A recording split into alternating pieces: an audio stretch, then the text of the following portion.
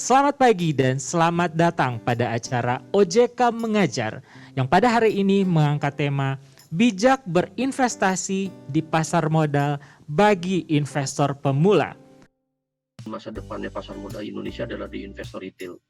Yang dalam hal ini juga peserta, mungkin saya berharap peserta OJK Mengajar hari ini adalah menjadi calon-calon investor, bahkan yang sudah menjadi investor untuk melihat view dalam jangka panjang tadi.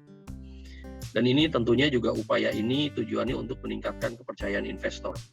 Jadi kalau marketnya bisa dicapai, kalau marketnya dalam, stabil juga punya daya tahan, artinya resilience, dan tentunya juga harus dijaga tingkat kepercayaan investornya.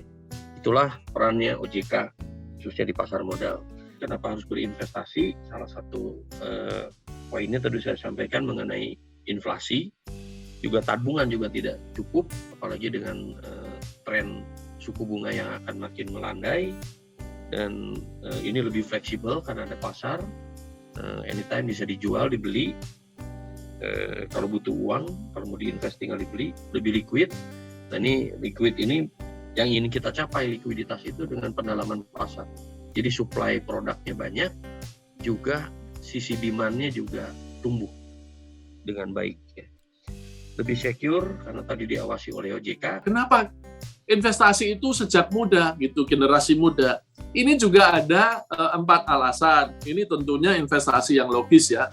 Nah, karena pemuda itu sebagai critical economic players, itu sekitar 54% penduduk kita atau 145 juta jiwa itu generasi muda, milenial, dan Gen Z. Jadi ini harus investasi, jangan boros-boros uang gitu ya. Alasan yang kedua, tingkat literasi keuangan kita itu masih rendah, gap-nya itu masih tinggi.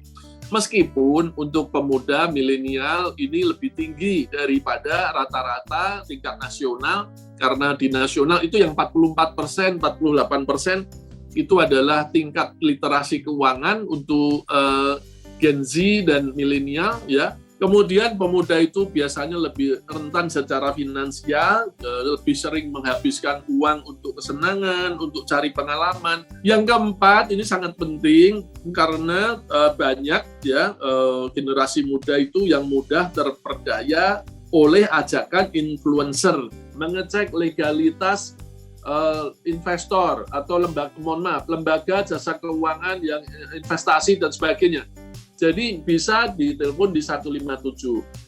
Nah ini adik-adik milenial biasanya kurang suka telepon-teleponan ini, pakai WA. Itu di bawah ada nomor WhatsApp-nya 081 157 157 157. Bahwa ternyata dari sisi demografi, komposisi sangat menarik, usia milenial mendominasi jumlah investor retail.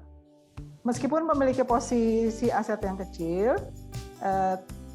yakinlah bahwa akan terjadi peningkatan nilai kapitalisasi pasar tersebut ke depan, apalagi didukung oleh penggunaan platform online dan sosial media.